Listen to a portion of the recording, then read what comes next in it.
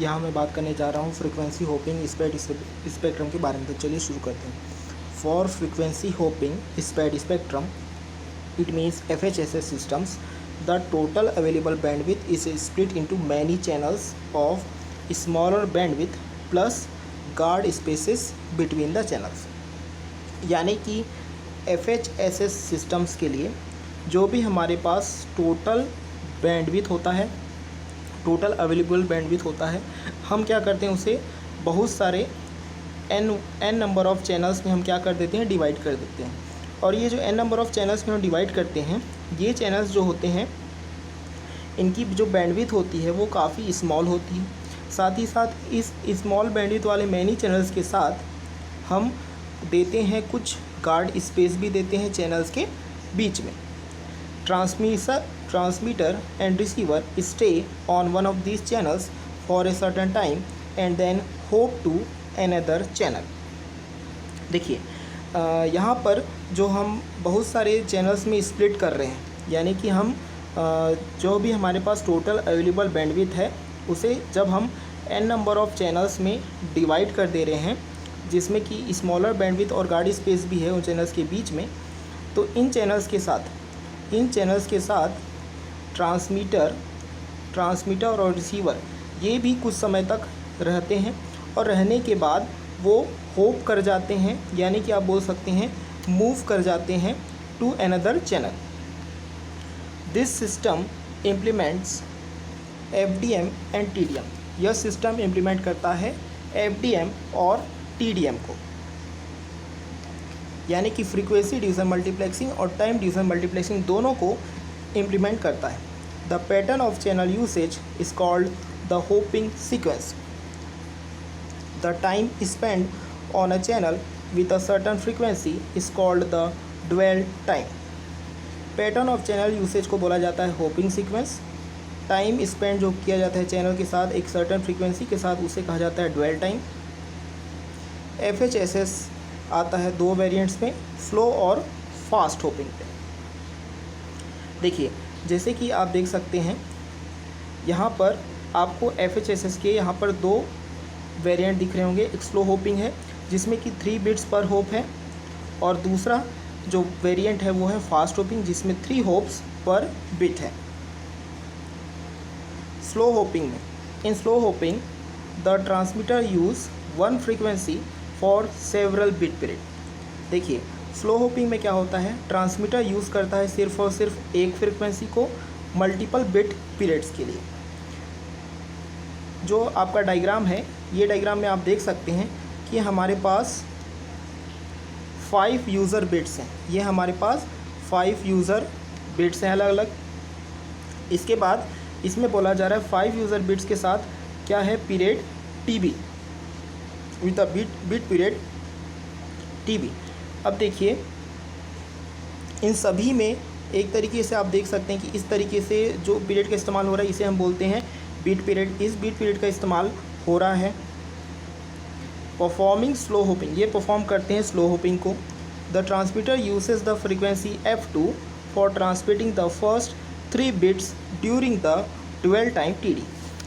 Transmitter use करता है frequency F2 को ट्रांसमिट करने के लिए फर्स्ट 3 बिट्स को ट्रांसमिट करने के लिए during the dwell time. Then the transmitter hopes to the next frequency T3। Then the transmitter hopes to the next frequency F3। इसके बाद ट्रांसमीटर होप्स कर देता है to the next frequency F3। Slow hopping systems are typically cheaper and have relaxed tolerance, but they are not as immune to narrow band interference as fast hopping systems. इसके बाद transmitter hops करता है to the next frequency F3। Slow hopping systems typically cheaper होते हैं और relax tolerance होते हैं उनमें, लेकिन वो इम्यून नहीं होते हैं नैरो बैंड इंटरफेरेंस के as fast hopping systems. Slow frequency is an option for GSM।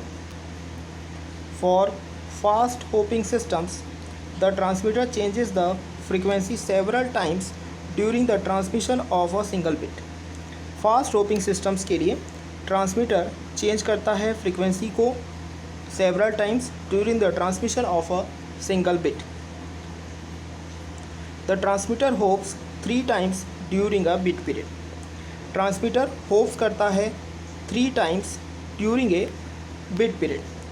Fast hopping systems are more complex to implement because the transmitter and receiver have to stay synchronized within a smaller tolerance to perform hopping at more or less the same points in time. Fast hopping system जो होते हैं ज़्यादा complex होते हैं implement करने के लिए, क्योंकि ट्रांसमीटर और रिसीवर को स्टे करना होता है synchronize with smaller tolerance to perform hopping at more or less the same points in time. However these systems are much better at overcoming the effort of narrow band interference. फिर भी जब हम use करते हैं fast hopping systems को, तो ये systems जो हैं नैरो बैंड के इंटरफेरेंस को कम कर देते हैं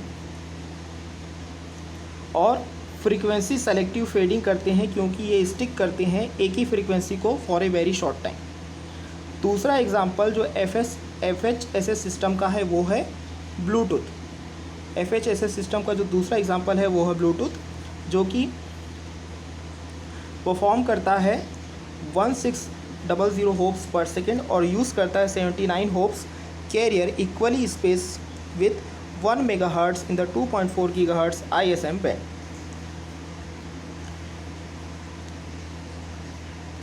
फर्स्ट स्टेप किसी भी MHSS ट्रांसमीटर में होता है modulation of user data according to one of the digital to analog modulation schemes.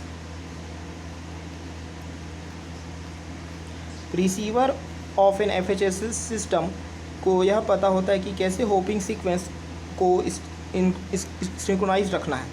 यह इसके बाद यह परफॉर्म करता है inverse operation of the modulation user data को रिकंस्ट्रक्ट करने के लिए. इसमें बहुत सारे फिल्टर्स की भी ज़रूरत पड़ती है, जैसे कि आप इस डायग्राम में देख सकते हैं. पहला जो डायग्राम है वो है FHSS ट्रांसमीटर का, जिसमें मॉड्यूलेटर कनेक्ट रिसीव कर रहा है एक यूज़र डेटा को. उसके बाद वह उसे एक नैरो बैंड सिग्नल के थ्रू मॉड्यूलेटर के पास भेज दे रहा है और ये स्प्रेड कर रहा है ट्रांसमीटर सिग्नल को. होपिंग सीक्वेंस में फ्रीक्वेंसी सिंथेसाइजर मॉड्यूलेटर की हेल्प से इस नैरो बैंड सिग्नल को ट्रांसमिट कर दे रहा है. जब हम देखते हैं FHSS रिसीवर को, तो FHSS रिसीवर में सबसे पहले होता है, यहाँ पर आप देख सकते हैं, जब रिसीविंग होता है तो रिसीविंग सिग्नल को डीमॉड्यूलेटर देता है अनदर डीमॉड्यूलेटर को, जो कि नैरो बैंड सिग्नल को डेटा में बदल रहा है. फर्स्ट डीमॉड्यूलेटर के साथ with the help of frequency synthesiser hopping sequence दिया जाता है. As compare to direct sequence spread spectrum, जब भी हम यूज़ करते हैं तो FHSS सिस्टम क्या होता है, बहुत ही ज़्यादा सिंपलर होता है. FHSS सिस्टम सिर्फ यूज़ करता है एक portion of total band at any time, जबकि DSS सिस्टम हमेशा यूज़ करता है total bandwidth available. DSSS system on the other hand ज़्यादा रेजिस्टेंस होता है to fading and multipath effects. DSSS signal ज़्यादा हार्डर होता है to detect without knowing the spreading code. Detection is virtually impossible. यदि हर सेंडर को इसका खुद का own pseudo random number sequence हो फॉर स्प्रेडिंग द सिग्नल, तो सिस्टम इम्प्लीमेंट करता है CDM को